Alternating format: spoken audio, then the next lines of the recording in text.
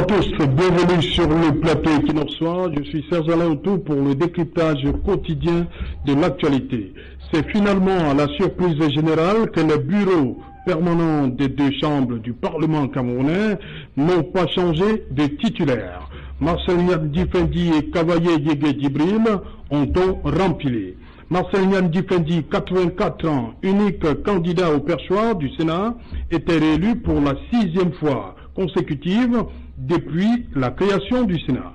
Au niveau de l'Assemblée nationale, Kavaye Yege Djibril, 79 ans, unique candidat aussi, est député depuis 1971, soit 48 ans, et porté au perchoir depuis 1992, après le long épisode Salomon Tandem et Fonkachan Lawrence. Si l'inamovible président de l'Assemblée nationale, Kavaye Yege Djibril, a, dans son discours après sa réélection, confessé souffrir d'un mal au pied, Marcel Niane Difendi, pour sa part, est, on le voit depuis plusieurs années maintenant, physiquement diminué. Ce qui pousse certains observateurs à se poser la question de savoir si cette reconduction n'est pas de nature à fragiliser cette fonction et cette institution hautement stratégique. Niat et Kavaye rempilent, pourquoi toujours les mêmes? Madame, Monsieur, c'est le fait du jour.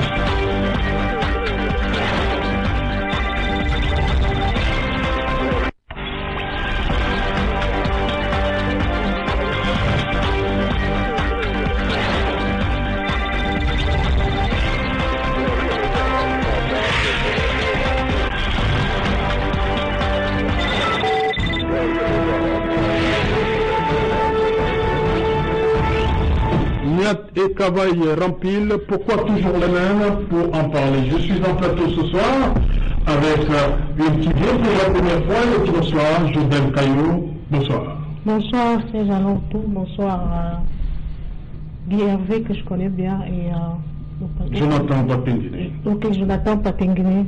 Je suis très content. Batenguine, excusez-moi. Ouais, je suis très très content de retrouver les plateaux d'Equinox que j'ai quittés un moment. Oui. Et voilà, j'espère que je reviendrai. Ok, bien sûr. Bienvenue une fois de plus sur le plateau. En face de vous, Guy Hervé Tongan, bonsoir. Bonsoir Serge Alain, bonsoir aux nombreux téléspectateurs qui prennent du plaisir à regarder cette émission de qualité. Vous savez qu'aujourd'hui on célèbre la journée mondiale du consommateur. Oui. Comme c'est une émission d'utilité publique, il faudrait quand même profiter pour rappeler aux uns aux autres que le 6 mai 2011, le Parlement camerounais a voté une loi qui protège le consommateur. Ça veut dire qu'il est désormais possible pour le consommateur camerounais de se plaindre quand ils se sont abusés ou quand ils se sont trompés par certaines marques ou certaines entreprises. Donc depuis 2011, les Camerounais ont désormais la latitude de porter plainte quand ils ont le sentiment et la condition qu'ils ont été trompés par une entreprise. Donc il y a une loi au Cameroun qui protège le consommateur. En ce jour, on célèbre les droits du consommateur qui de plus en plus sont bafoués dans un environnement tel que le nôtre. Ok. Juste à côté de vous, Jonathan Batenguine, bonsoir. Bonsoir Serge Alain, bonsoir aux millions de téléspectateurs qui regardent Equinox Télévision ce soir. Parce que je sors justement de son chevet, le coordonnateur départemental du mouvement 11 millions, qui est en train de recouvrer la santé. Voilà, bienvenue. Beaucoup de belles choses pour lui. Je commence avec vous, vous êtes pour le moment le seul politique sur ce plateau.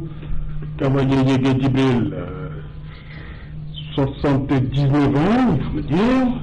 Marcel Niane Difendi, 84 ans.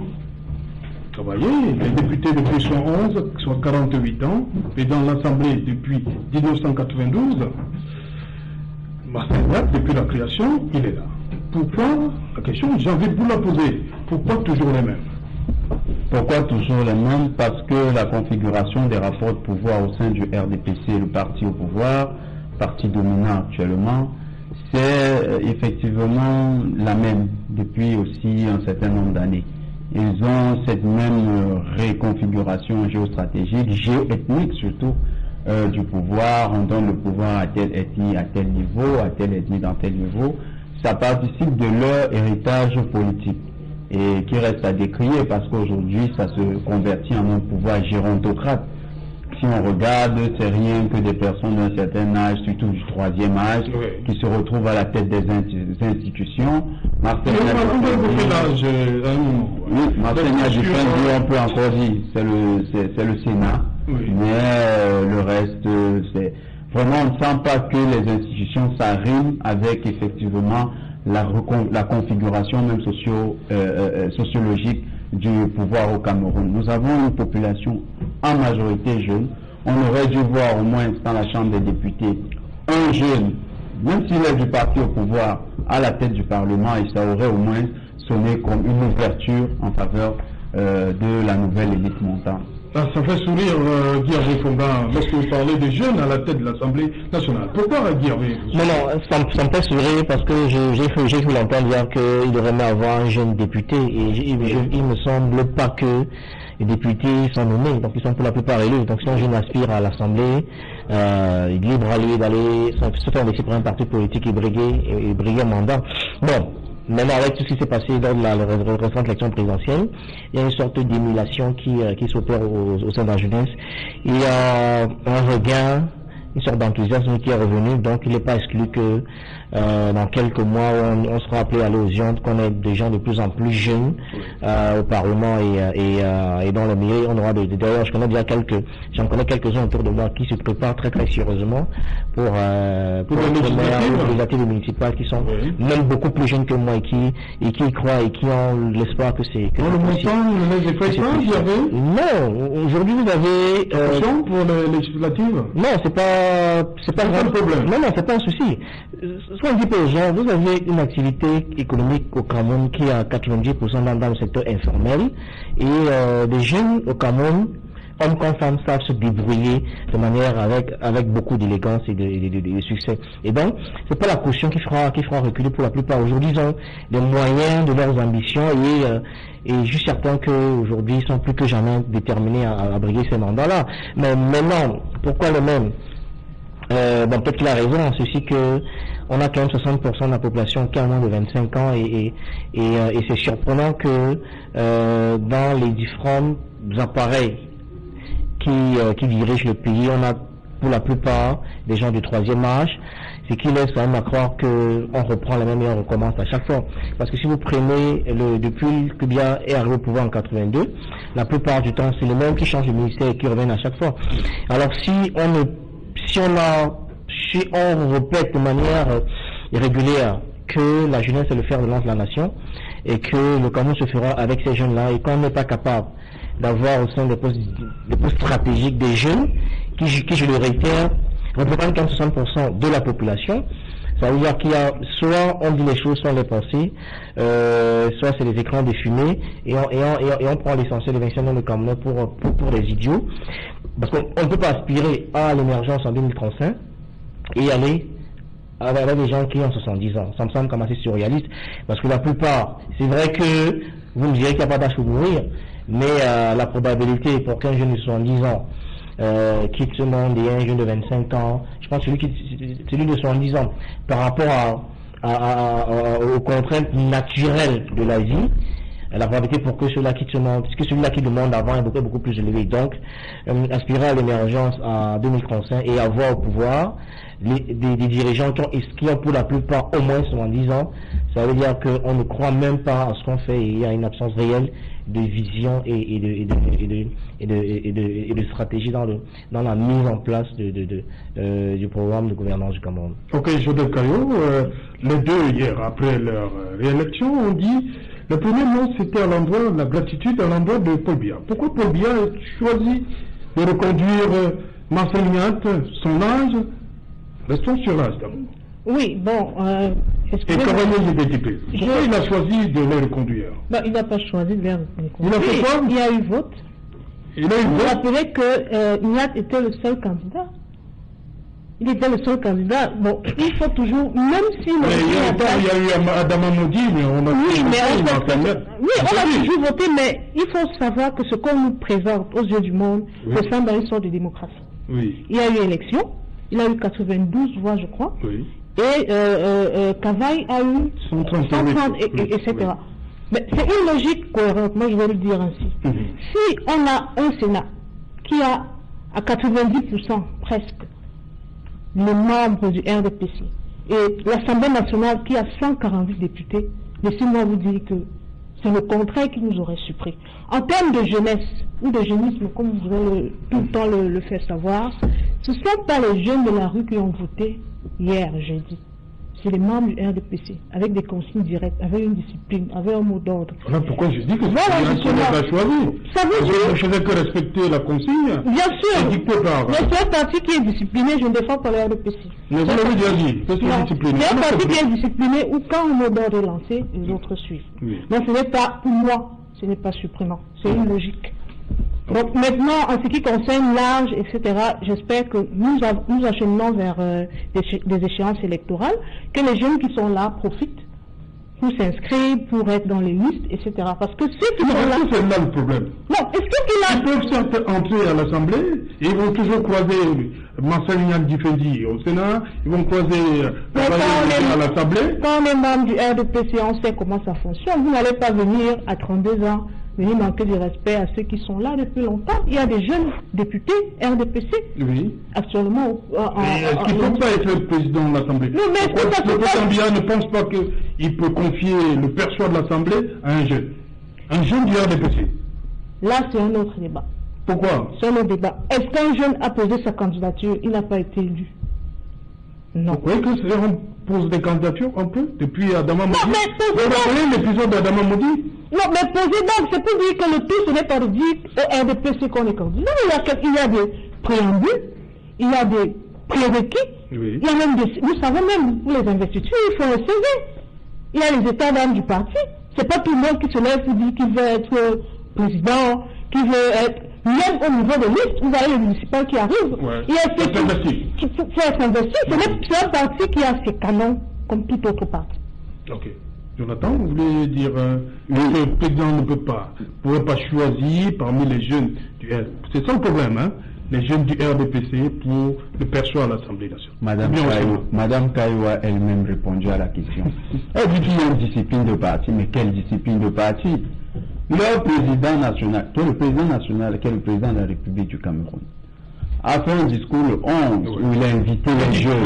Le 10 février. Le 10 février, où il a invité les jeunes à prendre leurs responsabilités et à se prononcer sur les questions intéressant leur avenir. Le même président donne une consigne de parti, allez voter les vieux. Voilà. Un journal intitulé L'immobilisme. L'inertie, en d'autres termes, s'il faut emprunter, c'est de l'inertie politique à la tête de nos institutions. Vous n'allez pas justifier ça par une discipline du parti. Vous n'allez pas justifier ça par des arguments, en fait des arguties, qu'eux-mêmes ils brandissent devant les populations. En fait, le président est dans la propre contradiction de sa propre pensée et de son propre discours. Il aurait dû faire la promotion des jeunes à l'Assemblée nationale. Le RDPC tel que c'est parti montre clairement qu'il n'est pas dans la carte de l'équation de demain. Il faut effectivement que les populations soient très regardantes sur ce fait et que demain la sanction soit sévère. Il ne faut même pas 10 députés à l'Assemblée nationale. Espérons. Comment ça? C'est démocratique. En fait, l'élection qui arrive, si on ne veut plus voir Cavaille et députés, c'est même d'abord anormal. Prenons le cas qu'il soit à la tête de la Assemblée nationale. Pourquoi leur mandat était prorogé. Oui. C'est à l'occasion de cette prorogation qu'il se retrouve reconduit à la tête du... C'est-à-dire que c'est pour 3 mois pour être président là. 3 mois. Oui. Donc, à la fin de cette année, il y aura une élection à la tête de ce Parlement. Oui. Il faudra voter au moins pour les députés, le président de la Chambre des députés. À cette occasion, il nous faudra des personnes qui reflètent la composition sociologique de notre nation. C'est-à-dire, il faut une majorité de jeunes au Parlement. Comme l'a dit Fonga tout à l'heure. C'est un ami que j'aime beaucoup parce que souvent on a été plutôt dans des contradictions, même s'il a cherché tout à l'heure la contradiction dans notre propos, il n'a pas trouvé. Ah bon, on est qu'en début d'émission. On devrait retrouver les jeunes. Et tous ceux qui pensent que c'est la politique du génisme. Je vais prendre un cas. Sur ce plateau, j'ai soutenu le ministre Manao. Est-ce que Kavaï Dibé a déjà été à la Quintini? Est-ce qu'il connaît comment ça se passe à la boulangerie Meno? Est-ce qu'il sait comment ça se passe à la Oui, voilà. Non, il ne comprend pas les réalités de Yaoundé. Il a toujours vécu dans son beau palais chez lui, comme le président lui aussi vit dans son palais. Il a vécu avec les privilèges, il ne connaît pas ces réalités. Donc les lois, les projets de loi qui arrivent, en fait, il prépare sa majorité à une procédure d'acclamation. C'est tout. Il faut changer cette manière de gouverner. Il faut que les jeunes se retrouvent à la tête de nos institutions. L'exemple du ministre Manaouda Malachi nous montre que lorsqu'un jeune arrive, fut-il du RDPC, au moins par intersubjectivité, s'intéresse aux problèmes de la nation. Ok, Guillaume Fonga, certains pensent que la réélection, la reconduction de Marcelin Difendi au poste de président du Sénat fragilise un peu cette institution et même la fonction du président. On sait que le président du Sénat est la deuxième personnalité de ce pays, au regard de son état de santé. Oui, vu comme ça, votre propos peut être recevable parce qu'il est malade. Mais j'ai pas, moi, je pas un problème particulier avec l'âge de ces deux personnalités, parce que la vérité, ils peuvent avoir cet âge, mais être entourés de jeunes autour d'eux qui font le travail et ça permet au gouvernement d'atteindre ses objectifs et de réaliser ses priorités. Vous allez continuer. Le conseiller est jeune et le décideur est vieux. Il est difficile pour les jeunes conseillers de conseiller le vieux. L'expérience, il va toujours vous dire que j'ai la Je sais pourquoi je des chefs d'entreprise prospères, super milliardaires ici, que j'ai régulièrement conseillé et qui ne m'ont pas rappelé que je serais jeune, que je sais que j'ai pas le parcours. Donc détrompez-vous, la réalité parfois est tout autre. J'en connais plein du troisième âge, mais qui sont de gros milliardaires. J'ai régulièrement conseillé la contradiction. Non, je ne veux pas de... Non, je sais c'est difficile pour un jeune de conseiller un vieux. C'est difficile. Quand il est compétent et quand il a fait ses preuves. Même quand vous êtes compétent, vous dites que c'est l'école. Non, permettez à dire avec Fonga d'aller jusqu'au bout. Voilà, donc je parle d'expérience pour dire qu'on peut être très vieux, avoir le troisième âge, et j'en ai fait la propre expérience personnellement, où des gens de troisième âge ont régulièrement, au moins on m'a écouté, ils ont mis des conseils en pratique, et je vous promets qu'ils sont des hommes d'affaires très prospères. Donc n'ayez pas ce type de préjugés, de barrières pour dire que les gens de troisième âge sont autistes, ce n'est pas forcément vrai. Par contre, moi je vais attendre le RDPC, c'est que dans les 5, 6 mois, 7 mois, 6 mois qui arrivent, que davantage... Vous allez continuer. Que pensez-vous donc, c'est virgule, hein, parenthèse, avec ce qui se passe en Algérie avec Bouteflika? Vraiment. En Algérie, il s'agit simplement d'une foule qui sait faire foule. Ce qui n'a rien à voir avec le Cameroun. Non, je parle de l'état de santé de Bouteflika. Je vous dis que oui, si, c'est lié, les deux sont liés. Je veux dire qu'on a un chef d'État qui est malade, sauf que là, on a une foule qui sait faire foule, contrairement à une foule de jeunes Camerounais et de moins jeunes qui font leur activisme sur Facebook et dans le groupe WhatsApp. Non. En Algérie, vraiment, il faut qu'il sait faire foule et qui a pris ses responsabilités, qui a su dire non à un chef d'État en lui rappelant qu'il était assez âgé. C'est pas, je veux dire que c'est à mettre à l'actif, et c'est le bon négliger le rôle là en Algérie. C'est à mettre à l'actif d'une population qui a su faire foule. Ah ben il n'a pas de conseiller. Ce qui n'est pas le cas de... Non mais il a choisi, qui vous dit que ce n'est pas un jeune qui a dit de se retirer? Non mais est-ce qu'il n'a pas de conseiller jeune? Non, qui vous dit donc que ce n'est pas un jeune qui a dit retire-toi? Je vous laisse développer. C'est peut-être un jeune qui a dit de se retirer, c'est ce que nous disons. Donc rien n'exclut. Donc puisque on ne peut pas faire de la divination ici, donc rien n'exclut que ce soit un jeune qui a dit à Bouteflika de se retirer, donc c'est pas interdit. Et donc toujours est-il que c'est un scénario qui est difficilement envisageable chez nous, parce qu'on a malheureusement une foule qui ne sait pas faire foule. Par contre, je voulais dire que l'âge de Niang et de Kavaï ne me gêne pas autant que ça, parce que c'est quand même, c'est vrai que c'est deux fonctions stratégiques, mais où le RDPC pourrait davantage faire preuve de bonne foi, c'est que rien ne sera plus comme avant depuis la récente élection présidentielle. Et donc, pour donner du sens au discours du 10 février dernier, on sera intéressé, et là-dessus on va être très regardant, de voir le nombre de jeunes qui vont être investis par le parti dans les élections municipales législatives qui arrivent. À partir de ce moment-là, on pourra donc savoir si le discours du 10 février est un discours réaliste, pragmatique ou pas, quand on verra le nombre de jeunes qui vont être investis. Parce que quoi que vous fassiez, si le parti ne vous investit pas, aussi brillant que vous soyez, vous ne serez jamais député ou maire. Donc à partir de ce moment-là, on aura d'autres grilles, des arguments supplémentaires quand on versera l'analyse pour bien comprendre la démarche du président. Mais on peut très bien avoir cet âge-là et pourquoi pas réaliser des choses tout à fait intelligibles pour la grande partie. Donc moi je dis qu'il faut encore attendre et voir comment est-ce que les jeunes auront davantage le quota qui va être accordé pendant les investisseurs qui arrivent. Et une fois que j'ai dit ça, je peux remarquer que contrairement, pour bien comprendre ça, je crois qu'il y a deux ouvrages d'ailleurs que je conseille aux uns aux autres, que j'ai relus encore il y a quelques jours. Vous avez Jean-François Bayard, L'État au Cameroun, et vous avez comment ça s'appelle, Luc Sinjun, L'État ailleurs.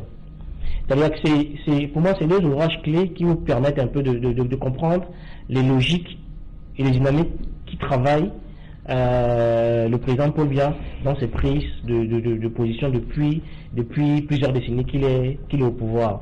Et donc il a une sorte de génétique et de prototype qui le singularise quand il administre ce pays. Et ce n'est pas très surprenant. Et il ne vous a pas échappé qu'il y a c'était en 2004 je crois, quand Jeune Afrique avait titré sur le péril jeune. Je me souviens que le gouvernement, quasiment dans sa globalité, était monté au créneau pour tirer sur Jeune Afrique, en disant que c'était un appel à l'insurrection, que Jeune Afrique demandait aux jeunes Camerounais d'aller dans la rue et tout ça, etc., etc.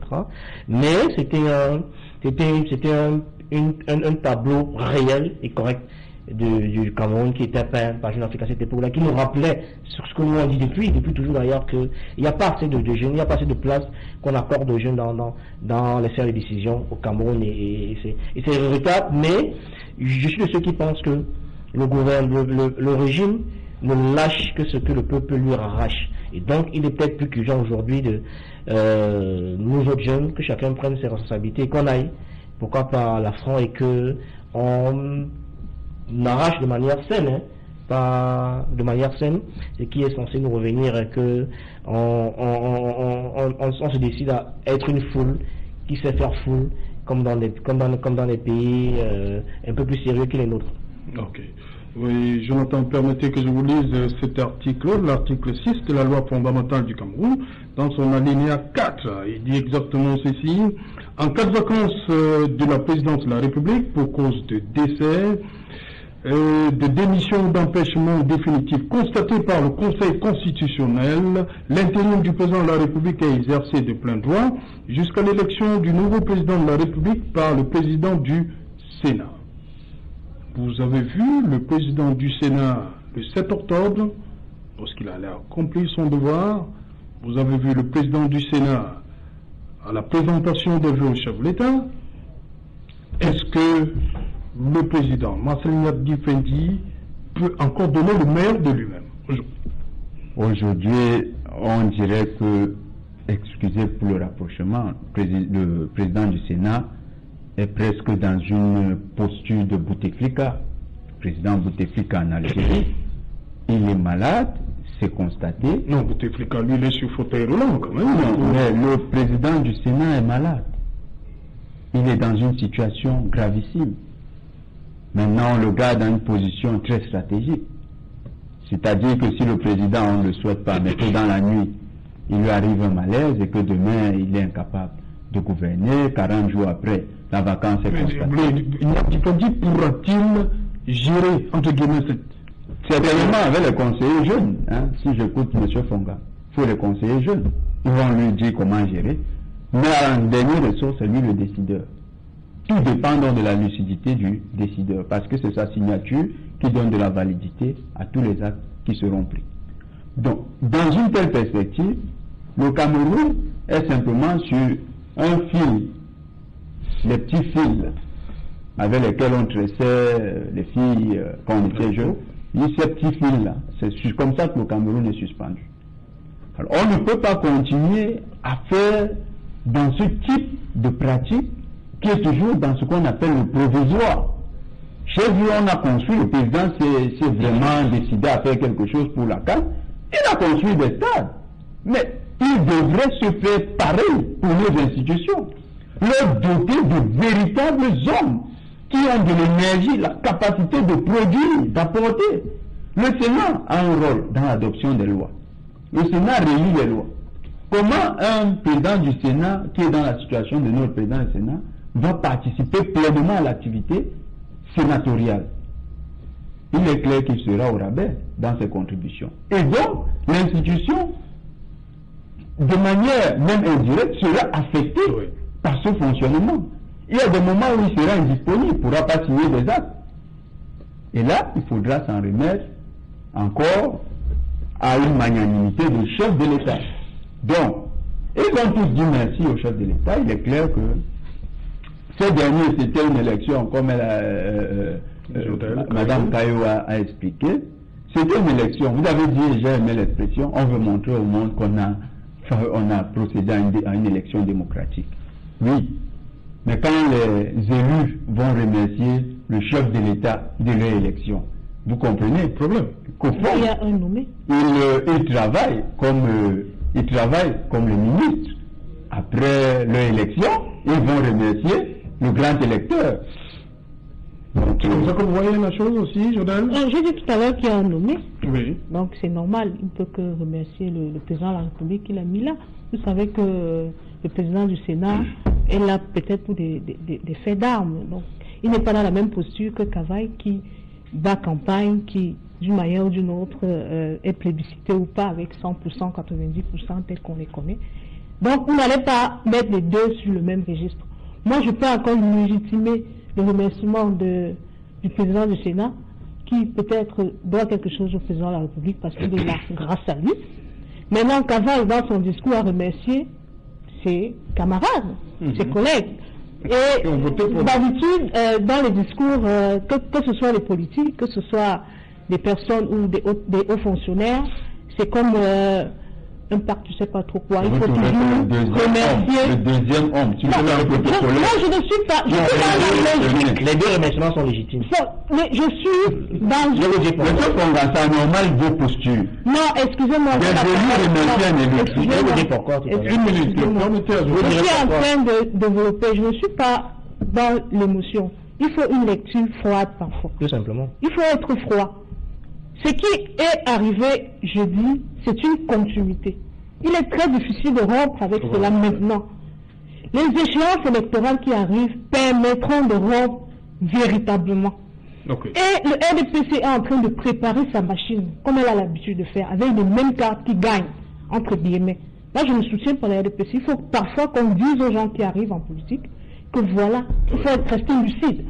En mettant Cavaille et vous savez que le Grand Nord a apparemment voté, plébiscité le chef de l'État.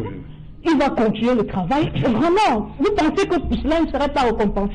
Et c'est le seul élu du Grand Nord, Cavaille?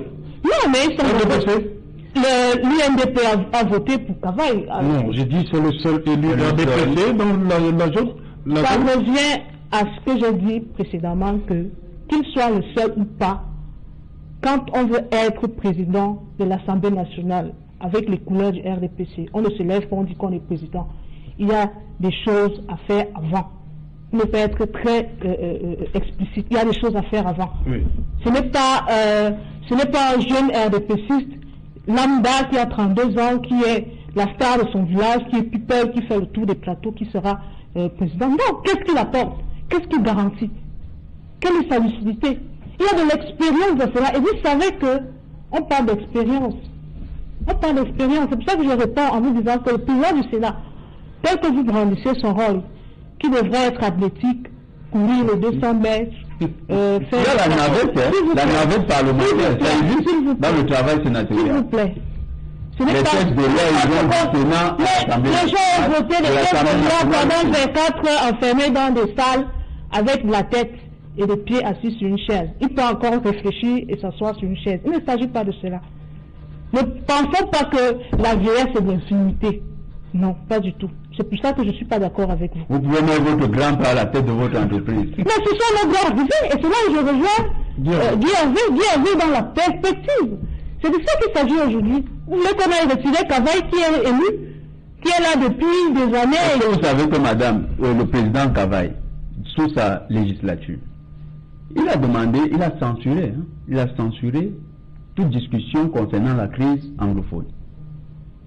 Vous croyez qu'il a la perspicacité? Je n'ai pas parlé, je n'ai pas dit qu'il n'est pas sage. Quel est le rapport entre la je prends la perspicacité.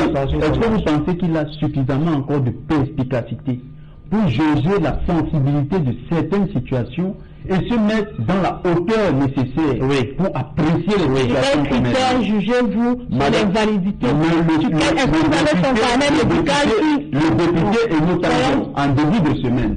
Si vous n'avez pas vu, il s'est exprimé sur la crise. Est-ce que vous savez que puisqu'il est élu RDPC, cela était même un exploit salué par ses confrères de l'opposition? Mais madame, quand vous défendez quelque chose, défendez avec l'esprit républicain. On n'est pas là pour défendre pour la défense. Vous ne pouvez pas donner votre entreprise à votre grand-père. Vous ne pouvez pas accepter qu'une république qui est à 80%, disons 70%, compte tenu d'individus qui ont au moins 60 ans, je dis au maximum 60 ans, vous avez terminé. Ces individus-là soient dirigés par des gens de plus de 75 ans. Et vous trouvez normal, vous voulez justifier aux yeux du monde que cette manière d'être de notre République est normale. Les Français ont vécu ça, mais leur chef d'État, parce qu'on prend toujours les parallèles avec les Français, leur chef d'État avait moins de 70 ans. Chaque fois que les Français ont eu des brés, leur chef de l'État avait moins de 70 ans. Si vous voulez, prenez votre téléphone, vous faites un peu de recherche. On ne peut pas avoir un président qui a plus de 80 ans, un président du Sénat qui a plus de 80 ans, et un président de l'Assemblée nationale qui tutoie les 80 ans. C'est anormal. Mais vous avez assez. Mais notre démocratie. Il ne s'agit pas de ça. Il a été. Vous avez terminé? Oui. Il y avait Fongan, président. Alors, je voulais simplement observer que tout à l'heure, Jodel Kayo a dit quelque chose de très délicieux quand elle rappelait que il faut analyser les choses de manière froide et de manière lucide. Donc, il ne s'agit pas de dire les choses pour plaire, pour que les gens puissent au quartier. C'est pas de ça qu'il s'agit. Il faut être très lucide et très sérieux quand on traite des questions aussi sérieuses. Pour dire que à la vérité, quand vous regardez, tout à l'heure j'ai suivi le ping-pong sur la légitimité des deux personnes, que vous soyez élu ou pas, ce que vous ignorez, c'est qu'avant d'arriver à l'élection, il faut être investi par le parti politique. Au moins pour cette investiture, les deux personnes doivent revenir vers le président de ce parti-là. Vous savez qu'il y a les partis où il y a le 8-2. On peut décider de ne pas vous investir, de vous exclure du parti. Alors vous n'irez jamais aux élections et vous ne serez jamais élu. Donc au moins pour ça, donc il est tout à fait compréhensible que les deux reviennent après et disent merci au président. Il aurait pu ne pas accepter les investiges, demander d'investir d'autres personnes pour aller briller ces postes-là. Donc j'espère qu'on se comprend mieux une fois que j'ai fait ce recadrage. Mais par contre, je pense qu'il faut qu'il y ait un savant dosage entre ces personnes du troisième âge là et les plus jeunes. Je ne sais pas dans quel moule vous avez été socialisé, mais moi j'ai connu mon grand-père jusqu'à plus de 100 ans et je vous promets que j'aurai des discussions très serrées avec lui et ça volait très haut et parfois jusqu'au petit matin. Je veux dire que la vieillesse n'est pas une calamité, c'est pas au contraire. Vous avez les jeunes qui sont plus amorphes et plus nonchalants et plus, je vais dire, paresseux que les gens du troisième âge. Donc ne pouvons pas du type d'amalgame. Donnons aux gens qui sont en face, c'est-à-dire du gouvernement, des raisons de nous faire confiance et démontrons-le sur le terrain et que de tout le temps rappeler leur âge, ça ne veut rien vous rappeler leur âge. Ça vous rappeler leur âge. C'est une question de pouce. Je n'ai pas discuté. Je vais en parler. Non, au contraire, il était même ne faites pas de comparaison. Non, on parle de l'État. On parle de l'État. Du Cameroun. C'est pas une famille. C'est pour ça que je parle d'un savant de gens j'ai pas terminé encore. Je c'est difficile. Vous savez, communiquer, c'est aussi écouter. Je vous écoute beaucoup quand vous parlez. Donc, je voudrais dire que ça fait souffrir. Je voudrais dire que il ne s'agit pas de dire pour les applaudissements au quartier. Non, il faut être lucide et froid de rappeler ces choses. Donc, il faut qu'il y ait un savant dosage. Et dans le troisième âge, il est plus jeune.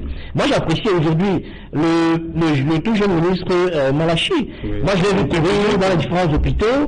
On est de pouvoir avec beaucoup de célébrités maestrières. Ça, c'est à apprécier. C'est à lui. C'est pour ça que je parle de savant dosage. Voilà. J'ai vu Célestine Cortez, vous l'avez vu. Voilà. Depuis qu'elle est arrivée, elle est quasiment partout à la fois là. Elle a sorti Biemas aujourd'hui de plusieurs années d'obscurantisme et tout ça. Je sais pas que Biemas nous regarde. Non, si, au contraire, ils sont très contents. Non.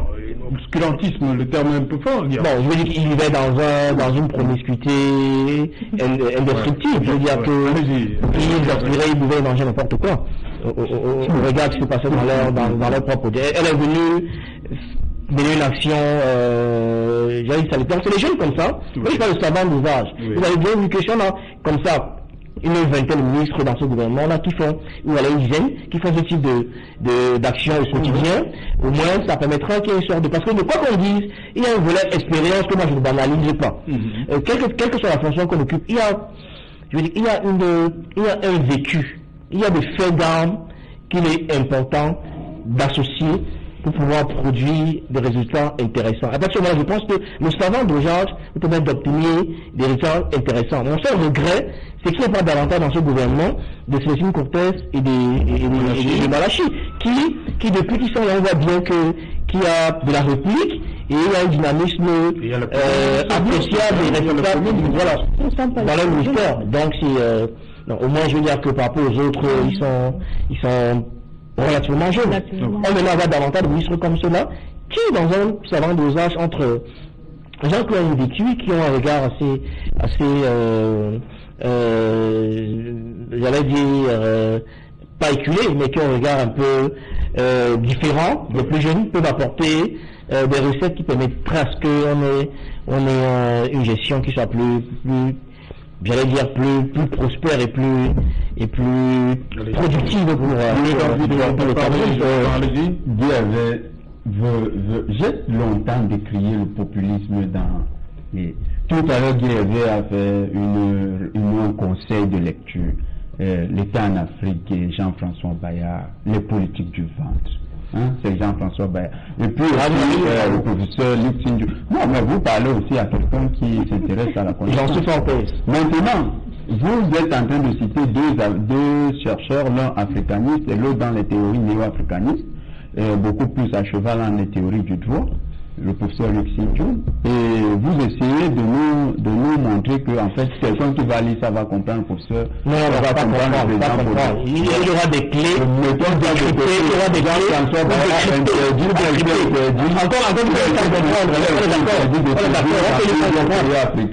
Entre autres le Cameroun, à cause de son ouvrage, parce qu'il avait dit que la politique du vent. Je ne suis pas loin de croire que vous êtes en train de vouloir faire la politique du vent. Mais je préfère ne pas faire. Je reste sur un fait. Faites conseil de lecture, vous parlez vous prenez l'histoire du Cameroun, Monsieur Fonga, prenez l'histoire du Cameroun, lisez cette histoire. Ceux qui ont construit le Cameroun n'avaient pas 60 ans pour chacun. Les pères fondateurs étaient dans la quarantaine pour certains. Pour certains, étaient dans la cinquantaine.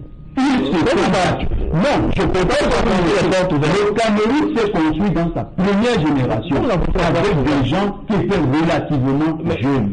On peut justifier qu'une catégorie d'acteurs politiques dans la quatrième vont nous mener à une échéance, vont nous mener à quelque chose de meilleur. Non, vous l'écoutez pas. Vous parlez d'un maillage. Monsieur Fonga, c'est pas moi qui ai inventé le concept. Le concept de retraite existe dans toutes les professions. Mais il faut tuer tous les vieux, c'est ça? À un certain âge, monsieur Fonga, il faut qu'on donne le loisir de la retraite à certaines personnes qui ont valablement travaillé pour la République. vous ne pouvez pas demander à des personnes qui ont plus de 80 ans de se comporter encore comme des personnes qui sont des actifs dans la population. On les appelle population du troisième âge. C'est ça que vous utilisez le mot troisième âge sans comprendre. Très bien. Le mot troisième âge, le concept de troisième âge, revient à désigner des personnes non actives. Les personnes du troisième âge et les personnes qui sont considérées comme les enfants, ces personnes-là sont inaptes.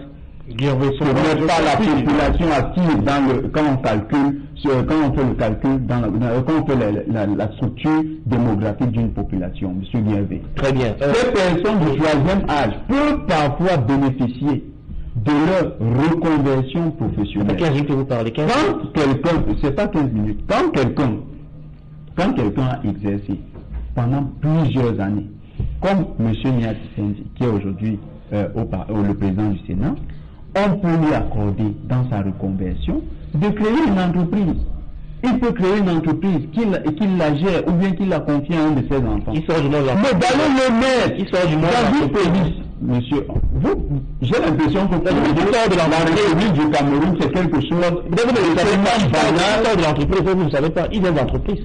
Monsieur, j'étais dans le parapublic. Ce n'est pas l'entreprise. Il était dans le parapublic. Ce n'est pas l'entreprise. Maintenant qu'on parle de reconversion professionnelle, on peut lui permettre à lui de créer sa propre entreprise, monsieur Fonka. Non, très bien. Pas de venir le remettre à la tête d'une institution aussi sensible que le Sénat. Est-ce que vous savez quel est le contenu du travail sénatorial? Bon, vous avez terminé. J'ai l'impression que vous n'avez aucune maîtrise de la sensibilité du travail sénatorial. C'est le pourquoi, dans votre non-maîtrise de cette chose, vous prenez à la légère tout ce que le Sénat fait. Et vous vous dites que quelqu'un qui est dans une situation maladive, ce que je déplore et je préfère être solidaire du président du Sénat à ce niveau, quelqu'un qui est dans cette situation se retrouve à tête d'une institution aussi sensible.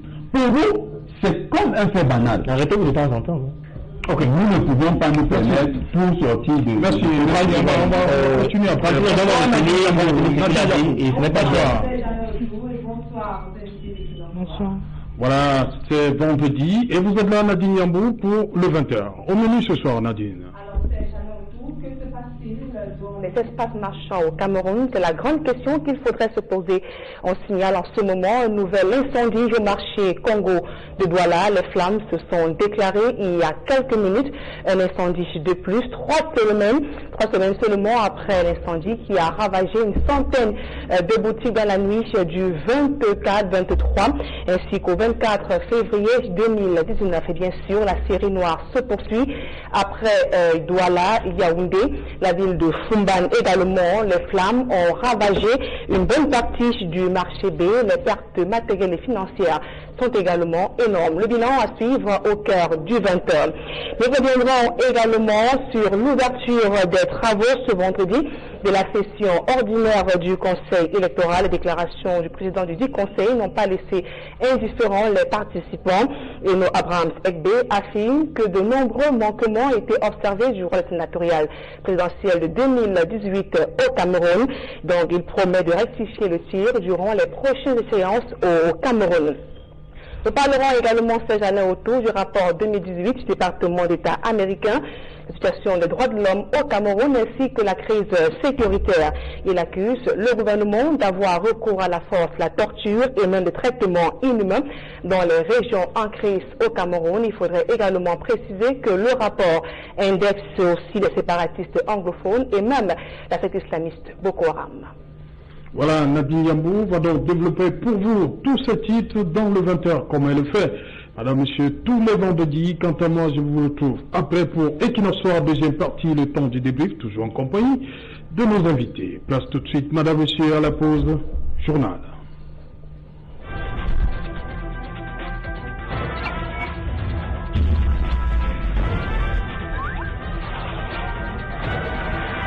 Equinox Télévision, au-delà de l'image, nous rendons compte.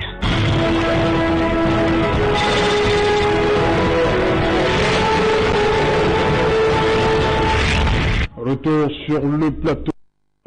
Deuxième partie, le temps du débrief, toujours en compagnie de Guervé Fongan, Jonathan Batengene, Jodel Caillot et nous arrivons sur le plateau, le docteur Christine Timi. Bonsoir. Bonsoir. Voilà. Bienvenue sur le plateau Equinox Soir. Merci. Alors, on va d'abord faire un tour au marché, hein, c'est l'actualité brûlante. Pendant le journal, vous avez vous posez la question de savoir, et j'ai pris le temps de noter, hein, pourquoi le marché. C'est peut-être ce qu'on appelle au quartier l'étoile d'araignée. Bon, il y a tellement de raisons qu'on peut évoquer. Donc un marché peut brûler pour mille et une raisons. Donc tant qu'on n'a pas résultat d'enquête, on peut spéculer sur exactement ce qui se passait. Mais on peut quand même le relever pour indiquer que quand un marché est bien construit, quand le gouvernement a pris ses responsabilités. Un peu comme on a vu celui de 100 mm tout à l'heure. Ben, enfin, oui, si vous voulez parler de 100 mm, mais c'est pas le marché. Non, vous avez dit bien construit, je peux un exemple. On l'a vu aujourd'hui. Oui, bien construit. Quand un marché est bien construit, quand on a un gouvernement qui est responsable et qui tient ses engagements où forcément rien n'est géré en urgence, le plan d'urgence de manière quotidienne, on peut, en construisant bien le marché, circonscrire le lieu de l'incident et éviter qu'il y ait des dégâts collatéraux qui se produisent. Mais l'anarchie avec laquelle le marché Congo est construit laisse prospérer des circonstances aggravantes qui met davantage des commerçants dans des conditions très inconfortables et c'est très dangereux. Donc, il faut qu'on ait un gouvernement plus responsable qui construise des marchés, qui permettra au moins en cas d'incident de circonscrire les flammes et de limiter au maximum les dégâts. Et voilà pour Guy Hervé Fongan, c'est le gouvernement qui est responsable, le marché Congo n'est pas construit. On ne connaît même pas que je fasse le parallèle avec le marché de 100 000. On a vu, c'est dans le journal. Hein. Oui, au moins parlons de ce que tout le monde a vu. Voilà, tout ce qu'on a vu. Ça peut être une cause. Peut-être pas le gouvernement tout entier, il y a déjà le délégué du gouvernement là qui devrait s'inquiéter. C'est récurrent en son mandat. Même après. Depuis qu'il est là, d'ailleurs. Vous voulez les incendies je dis, l'histoire ne dira pas le contraire. Donc, il devrait déjà, en tant que garant de ces marchés, vous savez que la gestion des marchés, de certains marchés sont alloués à la communauté urbaine. Donc, c'est lui qui est le premier responsable sur le plan de la structuration ou peut-être sur le plan de l'anarchie. Parce que si il y a des toits d'araignée, comme le dit Guy Hervé Fongan, c'est parce qu'on laisse prospérer ce genre de pratiques. Ce n'est pas, vous savez que de nature, les hommes aiment la facilité. Si un commerçant peut piquer le courant sur un poteau électrique, etc., ça se passe. Mais si ce n'est pas régulé, si il n'y a pas de rôle de vigile, ça va aller dans tous les sens. Donc moi je dis le principal coupable pour le moment, c'est en attendant de savoir celui qui ou quoi possède assez, ou il y a peut-être un supposé pyromane, je ne sais pas, mais en attendant, tout est possible, rien n'exclut. Mais en attendant, c'est compliqué de réguler quand l'État a démissionné, hein. C'est compliqué de réguler. Oui, mais il y a un délégué du gouvernement, c'est-à-dire qu'il est là, pourquoi il est venu sur la scène du crime ou quoi que ce soit, c'est parce qu'il est responsable de ce marché. Et puis il est responsable. Il doit être là quand même. Non, mais il est responsable de la gestion. Ce n'est pas seulement collecter les impôts. C'est s'assurer aussi que l'environnement dans lequel ces marchands se trouvent est viable. Donc on essaie depuis. Docteur Dolin, sur cette récurrence des incendies dans les marchés, ça fait le tour. Même là, dans le journal, on s'est vu le marché de Fombane. La récurrence des incendies dans les marchés nous interpelle tous. Hein. À un moment, on a même demandé qui brûle les marchés, qui met le feu dans les marchés. Avant de penser aux pyromanes, il faut d'abord se demander si on a respecté les règles de sécurité. Parce que quand on construit une cité, il y a des règles qui doivent être respectées. Mais nous constatons que nos maires, nos délégués de gouvernement, je pense que du fait de la démocratie, il laisse chacun faire comme il veut parce qu'ils attendent des voix. Parce qu'on ne devrait pas tolérer ce type d'incident chaque fois. C'est la preuve que on construit sans respect d'aucune règle de sécurité. Parce que lorsqu'on construit des marchés, il y a des normes électriques, il y a toutes les normes sont là qui doivent être respectées. Observez par exemple lorsque vous circulez dans nos rues, même là où il y a des constructions, les gens préfèrent faire des petits étalages, des petits hangars dans lesquels aucune norme n'est respectée, parce qu'ils veulent être au bord de la route et facilement accessibles aux clients. Un peu comme ça nous rappelle un peu ce qui se passe au marché d'Orpassi. Oui, rapidement, 30 secondes, quand je dis que l'État démissionné, c'est un fait. C'est-à-dire que l'État ne prend pas suffisamment ses responsabilités pour encadrer toutes les populations. Là, la nature a horreur du vide. Et souvenez-vous, tout récemment, encore il y a quelques années, quand on cassait les gens du côté de village, là-bas, tous les boutiques, on avait annoncé qu'on va agrandir l'axe lourd et que les choses devaient se faire là, mais rien n'a été fait et les gens sont revenus s'installer quelques années plus tard. Et il n'y a pas que ça, si vous allez aujourd'hui avoir la deuxième, vous allez voir depuis quelques temps, il y a une œuvre gigantesque de salubrité publique où carrément là sur la route qui va à l'aéroport, on est en train de détruire tout le monde, sauf que quelques jours après, les mêmes gens sont revenus. Donc quand on est un État qui est mou comme ça, qui n'arrive pas à réguler tous les secteurs d'activité possibles, ça laisse quand même à désirer et ça peut donner raison à ceux qui pensent qu'on est malheureusement dans un régime qui est ce que d'aucuns appellent la forme la plus achevée de l'inertie. Je m'attends pas sur cet incendie au marché Congo 3 semaines après.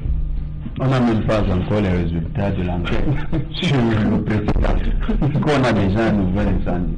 Donc c'est comme pour les enquêtes, concomitantes. On espère que cette fois-ci, les enquêteurs iront plus vite. Ce qui est sûr, c'est qu'en attendant ces enquêtes, il y a une part de responsabilité de l'État qu'on ne peut pas dégager, on ne peut pas nier. Le marché est régulé suivant un ensemble de règles institutionnelles qui nous permettent de régir la société. Et la société camerounaise a décidé de s'organiser avec des communautés urbaines, pour le cas des villes comme Douala.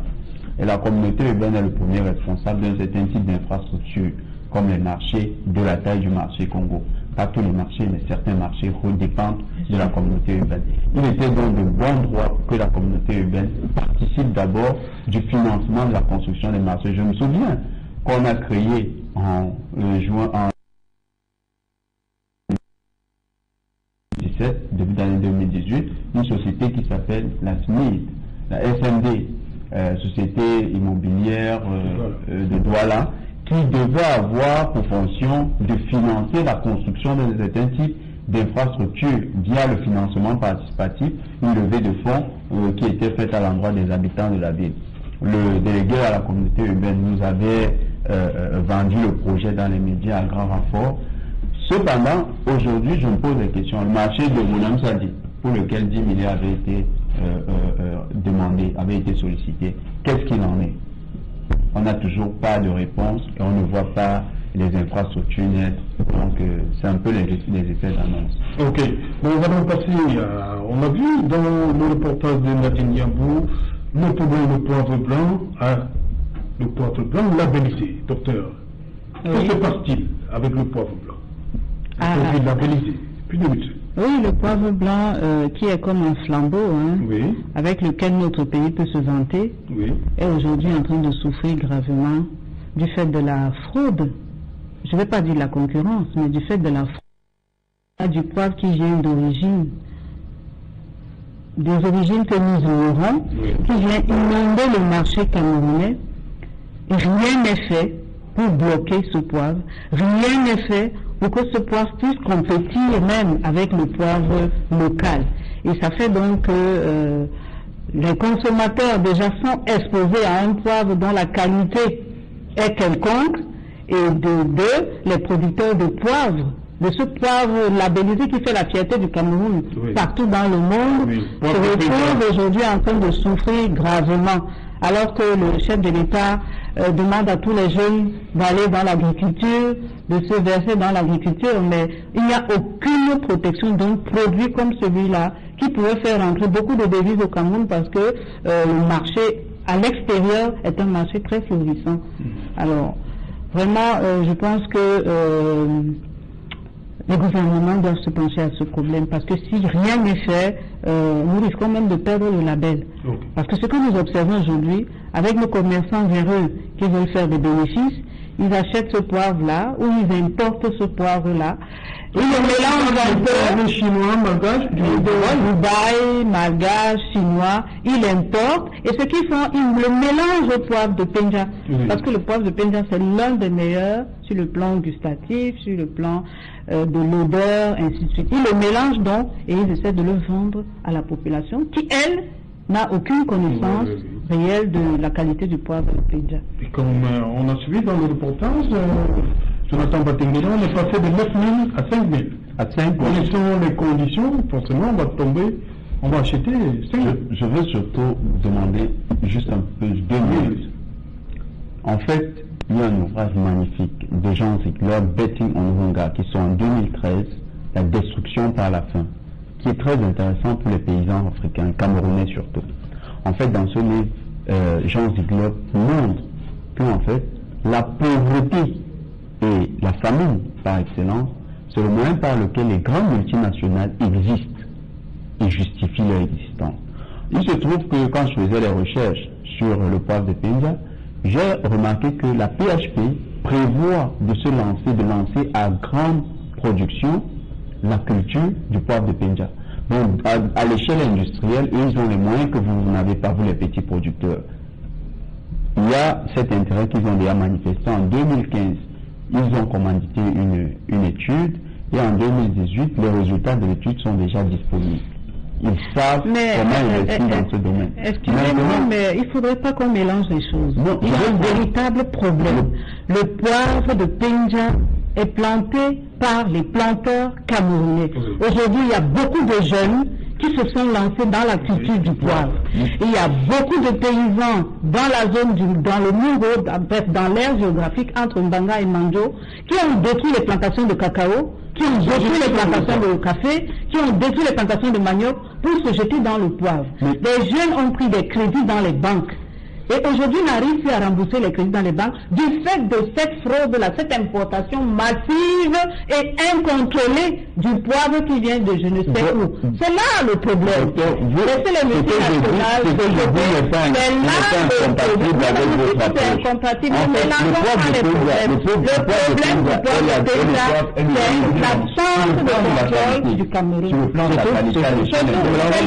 Ne mélangeons pas les problèmes. Non, ne mélangeons pas les problèmes. C'est le manque de contrôle, c'est le manque de régulation, la capacité de réguler et d'aider à la fraude. Ce ne sont pas les multinationales qui viendront régler les problèmes du Cameroun. C'est le gouvernement camerounais qui doit régler les problèmes. Le Camerounais ne peut pas lutter avec les multinationales. Les multinationales n'importent pas le poivre. Les multinationales n'importent pas le poivre. Je veux juste arriver à un élément. Le poivre de Penja est le deuxième poivre en termes de qualité dans le monde. Le premier. Le premier poivre. C'est le premier poivre. En termes de le premier poivre. Premier labellisé. Maintenant, quels sont les seuls obstacles à ces grands compétiteurs ou bien ces grands mondiaux? C'est vous, les petits producteurs. Est-ce que l'État du Cameroun a suffisamment de moyens? Moi, ce que je dis, c'est que Monsieur, lorsqu'on démarre la campagne du cacao, vous voyez tout le tapage médiatique qui est fait, vous voyez les ministres qui descendent, c'est l'État qui fixe les prix, c'est l'État qui contrôle, l'État donne les demandes. Bah oui, mais c'est ça que je veux en venir, madame. C'est que l'État demande à l'État, lorsque nous fixons les prix, que l'État nous aide à maintenir ce prix. Mais madame, je vous parle de vos compétiteurs. Vous voyez juste un acteur, vous ne voyez pas votre compétiteur en face, qui sont plus gros que vous. Nous n'avons pas de financer même pas que vous, madame. C'est le poivre qui vient de l'extérieur. C'est le poivre qui vient de l'extérieur qui fait la compétition. Mais qui les amène, madame? Ce sont les Camerounais qui l'importent. Ce sont les Camerounais qui l'importent. Mais de qui les a orientés, madame? Non, il faut dire que je suis très peiné quand j'écoute le sujet parce que j'ai vécu un peu ça de l'intérieur. Oui. Parce qu'il y a quelques années, j'ai réalisé un reportage pour le magazine Carrière. C'est moi qui a fait le reportage à l'époque et nous avons rencontré un certain Métémo qui avait tout abandonné à l'étranger pour se reconvertir dans la culture du poivre et qui aujourd'hui est le plus gros importateur du poivre de Penja. Exportateur voilà, du poivre de Penja dans le monde entier. C'était vraiment impressionnant ce qu'on avait découvert lors de ce reportage-là. Donc je veux dire que ce que la dame dit là, elle a parfaitement raison. Donc c'est pas forcément les multinationales qui sont le principal obstacle. On devrait, je veux dire que les pays du BRIC et certains pays d'Asie ont mis sur pied ce qu'ils ont appelé le protectionnisme économique pour essayer de justement protéger les producteurs locaux et leur permettre d'être en avant-garde et d'être compétitifs, de pouvoir vraiment développer l'économie. Sauf qu'on est malheureusement dans un pays qui a démissionné, dans un État qui a tout abandonné, et on est j'ai choisi de redire ça dans la forme la plus achevée de l'énergie. Ce qu'elle dit pour le poivre est valable pour le cacao, c'est valable pour le café, c'est valable pour la banane, c'est valable pour le thé, ou bien que, et c'est valable également pour le poisson. Elle parle des gens qui sont rentrés dans le marché. Or, l'État peut empêcher ça, peut vraiment empêcher ça, et de protéger les producteurs locaux, et de produire en quantité. Il y a un marché, il y a une demande. Et le port de Péniel a démontré qu'ils savent le faire. C'est vrai pour la banane. Donc, on peut empêcher que les gens, et de permettre aux gens d'avoir davantage de produire en quantité importante pour ravitailler l'Afrique, le monde. On peut le faire et on peut le faire. Sauf que aujourd'hui, il y a ce que les femmes appellent le maquereau chinois, etc. Donc, je veux dire que c'est ça qui laisse entrer ça. Donc il y a des... et ça se consomme comme ça, on laisse entrer tout n'importe quoi. C'est valable dans tous les secteurs d'activité. Où tout rentre et tout est concurrencé, parfois par des produits de moindre qualité, et simplement, et c'est comme ça qu'on tue la production locale. C'est un produit contrefait. C'est de très mauvaise qualité, sauf que l'État laisse faire. Je dis, en mettant sur pied un protectionnisme économique, on peut très bien encourager et motiver ces agriculteurs-là, leur permettre d'avoir une production conséquente, et c'est pourquoi, comme ça qu'on va, évidemment, on crée les véritables systèmes d'emploi dans les emplois fictifs qu'on nous a grandi, c'est comme ça qu'on va développer l'économie, c'est comme ça qu'on a augmenté le PIB, c'est comme ça qu'on aura une économie plus solide et plus viable. Sauf que cette démission du manifeste de l'État laisse prospérer ce type de choses, et on a malheureusement ce qu'on voit aujourd'hui, où au-delà du national, c'est l'État qui peut protéger les produits. L'État a le moyen de le faire des productions, mais que l'État ne le fait pas, il laisse prospérer tout l'État. Dans tous les chercheurs d'activité. Au-delà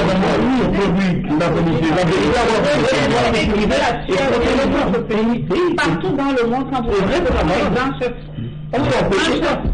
Qui utilise le poivre de Péniel. Vous voyez, quand nous avons été, le poivre a été labellisé en 2013. Le prix est passé de 6 000 à 12 000, voire 15 000 même. Mais aujourd'hui, avec la fraude, avec tout ce poivre qui rentre au Cameroun, qui est vendu 1 000 francs le kilo, qu'on consomme sans savoir même ce qu'on consomme, vendu aujourd'hui à 4 000 francs le kilo, 4 500 francs le kilo. Imaginez un jeune qui a acheté du terrain, ne serait-ce qu'un demi-hectare, pour produire du poivre à 12 000 francs le kilo, qui s'est endetté, qui a payé les intrants, qui a payé les engrais et tout, il se retrouve aujourd'hui avec le poivre à 4 000 francs le kilo. Qu'est-ce qu'il devient, ce monsieur? Qu'est-ce qu'il devient? Il va gagner la prison bientôt parce qu'il ne pourra plus rembourser les crédits, ainsi de suite. C'est ça le véritable problème. Mais vous parlez en tant que... Nous ne voulons pas que le poivre soit importé, mais au moins qu'il concurrence le poivre local, c'est-à-dire qu'on le vend au même prix. C'est ce que nous demandons. L'État permet de fixer les prix. Lorsque l'IG Poivre a fixé son prix, que ce prix soit le poivre du poivre, le prix du poivre. Tout poivre vendu au Cameroun doit être vendu au prix du poivre. Oui, et ce que nous demandons, la filière, oui, je vais placer juste un petit mot pour dire que il y a des femmes qui consomment le poivre dans les mélanges. On ne doit pas aller dans les débats un peu trop empiriques ou trop scientifiques, etc. Il y a un problème, peut-être qu'il n'a pas le même écho que la boisson, parce qu'on est depuis 2 semaines, un mois, le prix de la bière et tout. J'aimerais qu'on mette ce problème sur la table, autant qu'on a mis le problème de la bière sur la table. Mais je me rends compte maintenant que le poivre aujourd'hui, nous qui préparons, c'est bien, je parle en tant que femme, ce n'est plus le même goût. Voilà. Et c'est la réalité. Récemment encore, j'ai une amie qui m'avouait qu'il est endetté, ruiné, parce qu'il a investi dans le poivre, il n'arrive pas à avoir tout ce investissement. Ça, c'est le problème de société. Ça veut dire que c'est ce qui nous intéresse. Qu'est-ce qu'il faut donc faire face à cette dame qui est empoisonnée tous les jours, face à ce monsieur qui allait prendre 20 millions à la banque pour acheter du poivre exporté? Qu'est-ce qu'il faut faire? à prendre des mesures immédiates. Mais si les missions nationales qui ont commencé les enquêtes il y a 3 ans, qui vont certainement arriver dans 5 ans, etc., maintenant, qu'est-ce qu'on fait? On peut contrôler les entrées, les voies maritimes, je ne sais pas, beaucoup plus maritimes. Qu'est-ce qui est contrefait? Puisque tout ça c'est la contrebande. Ce qui est dans la contrebande, qu'elle soit bonne ou mauvaise, c'est mauvais. Parce qu'il y a des conditions, soit d'emballage et tout ce qui va avec. Qu'est-ce qu'on fait maintenant? On ne va pas seulement parler de la bière. Voilà un point ou un problème qui peut vraiment soulever les gens et dire, mais il s'agit d'un produit de la tout le monde consomme le pauvre. Aujourd'hui, dans le cadre de notre démarche de protection du produit, nous sommes en train de mettre en place une unité d'ensachage, un centre d'agréage qui nous permettra d'éviter la fraude. Mais nous avons besoin de 35 millions de francs. Nous cherchons 35 millions de francs avec la torche. Le ministère de l'Agriculture est là. Le ministère du Commerce est là. Nous crions depuis. Nous ne les voyons pas venir nous soutenir. Et je crois que je vais lancer un appel aujourd'hui. Si l'État camerounais veut protéger la filière du poivre Cameroun, il faut venir en aide à ces producteurs-là qui veulent créer un centre d'agréage pour pouvoir protéger leurs produits. Je crois que lorsque le poivre sera emballé, parce que l'OAPI nous a donné le logo poivre du Penga, nous l'avons déjà. Maintenant, il nous faut avoir des machines pour pouvoir ensacher le poivre avec le logo pour limiter la contrebande. Ah oui. Nous pourrons vendre le poivre à 5 grammes, 10 grammes, ainsi de suite, pour satisfaire la ménagère et la protéger contre ce poivre poison qui se vend sur les marchés aujourd'hui. Naturellement. Oui, c'est bien que cette initiative existe déjà parce que voilà un manquement que j'ai noté qu'il y avait dans la filière. Les unités de production de poivre aujourd'hui au Cameroun, pour la plupart, sont encore artisanales. Et ça, c'était un réel problème. Quand je vous parle de vos compétiteurs, peut-être pour vous c'est encore utopique, mais quand nous mettrons les moyens dessus, vous verrez l'impact. Vous comprendrez pourquoi vous avez des compétiteurs. Quand on protège, quand l'indication géographique protégée, ça permet de donner de la valeur au produit. Le produit est passé de 2500, en 2015 ça coûtait 15 000 francs. Oui. C'était 13 000 francs à un moment. Oui. Mais c'est monté à 15 000 francs. Moi je ne suis pas un vendeur, mais j'ai mené mes recherches dessus. Et ce que je vous dis, c'est qu'il y a de grosses entreprises qui s'intéressent à ce marché et qui aimeraient investir. Et il y a un poivre, il y a des producteurs de poivre en Asie qui produisent depuis. Mais ils ont les mécanismes industriels de production standardisés. Quand la production est standardisée, on peut produire en grande quantité et vendre à moindre coût. Le gouvernement ne fera pas tout. Je suis d'accord avec eux sur un point, mais pas sur toute la ligne. Le gouvernement ne fera pas tout. Le gouvernement, je suis d'accord qu'il doit prendre la garantie d'aider les producteurs, mais ce que vous devez être capable de faire, c'est d'aller vers des productions d'échelle. Ce n'est plus une production simplement pour le Cameroun. Essayez de voir une production de masse qui va baisser les coûts pour la ménagère camerounaise. Ça va permettre que même si vous gagnez 5 francs sur le produit, l'ensemble des consommateurs sur lesquels vous allez gagner, ça sera un segment. Okay. Mais maintenant, à l'international, vous aurez une clientèle avec laquelle vous pourrez interagir et faire de réels bénéfices. Ok, docteur, il faut sortir, on arrive au terme. Oui, pour produire en échelle, il faut des moyens, monsieur.